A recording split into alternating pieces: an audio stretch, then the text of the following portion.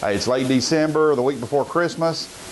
Deer season's winding down, and I'm getting ready to put my trap line out. And I start every year with my Racoon traps, and that's what I'm doing today, going through my traps, making sure I have tags on all of them, making sure they function, and getting them ready to go. But while I'm at it, I've got 2 brand new dog-proof traps that I'm giving as Christmas gifts, and I'm going to show you everything I do from getting the trap prepped to getting it in the ground. When the young man receives these traps, I want him to have everything he needs where he can take them out from under the tree and put them out.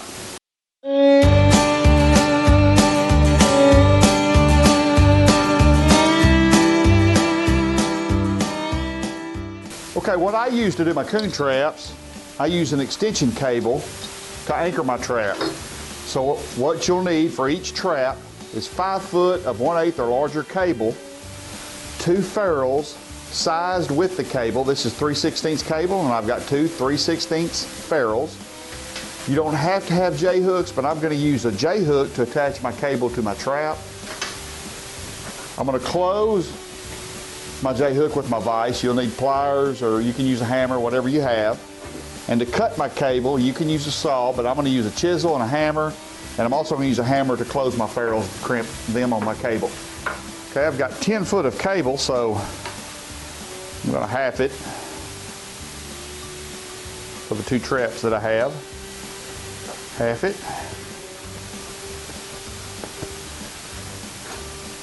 And I'm going to cut it.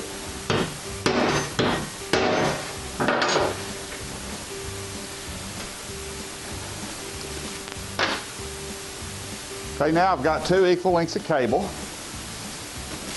I'm going to take one cable, feed it through the ferrule, loop the other end back into the ferrule. Have a little, about a 1/2 inch or so of tag out of the back. I'm going to make this loop small because I'm just putting a J-hook on it.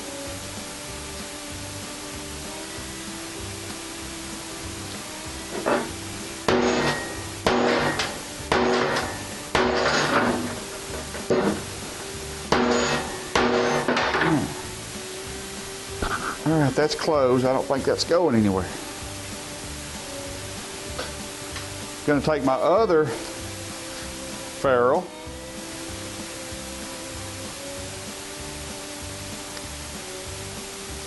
You need this loop a little larger,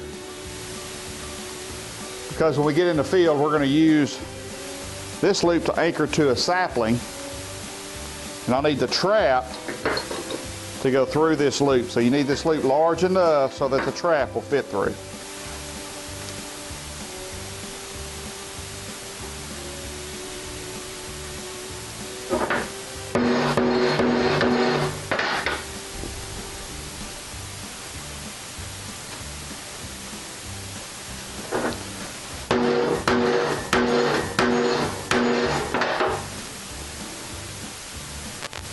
Sure thing's not coming out.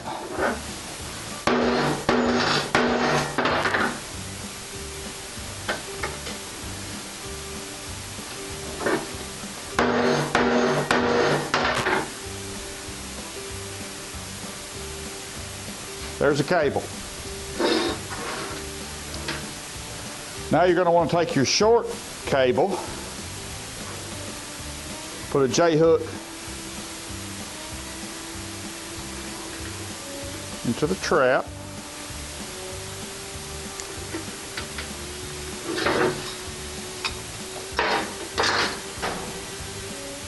Put your cable in the J-hook.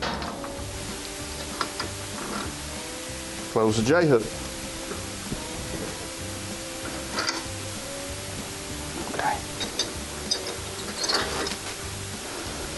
Okay, this trap's ready to go. I've got my J-hook, which allows a swivel point, 2 swivel points actually, one on the chain and one on the cable. And I've got the larger cable, and what I will do is, when I get in the field, I'll take this cable, go around the sapling, run the trap back through itself, through the big loop, and then it'll be anchored anchor it to the sapling. Got the traps ready to go. I'm going to test them out. I've got him a little screwdriver I'll throw in the bucket. This one's a little stiff here. Yeah. That one is ready to go. All he has to do is put his name and address on it, and he'll be legal.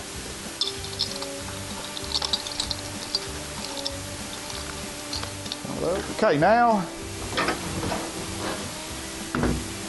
I'm going to mix up the coon bait that I'm going to use. And it's nothing special. Raccoons will eat anything. Table scraps, whatever you have, a raccoon will eat it. I like to use sardines because it's got a real strong odor,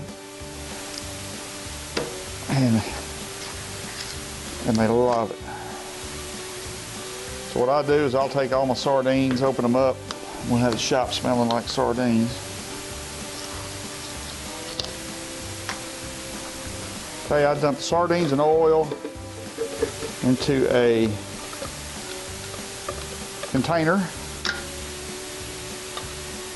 Old coffee can is what I'm using.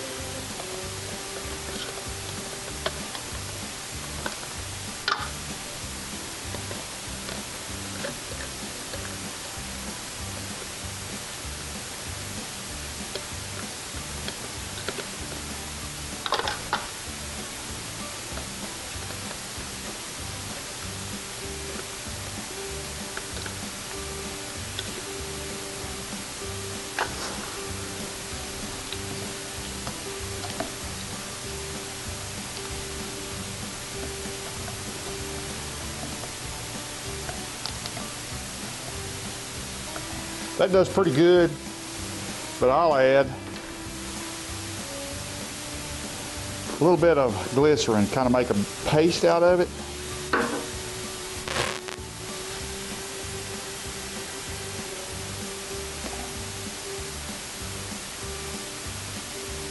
And I want a thin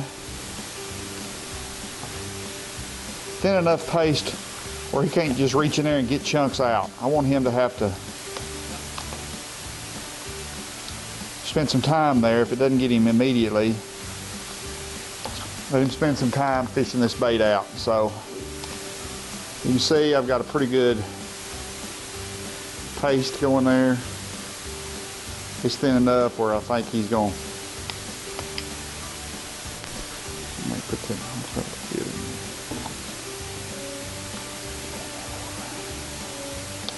I need to be able to leave that fork in there. It'd be great. Okay, that's it. I'm ready to go coon trapping.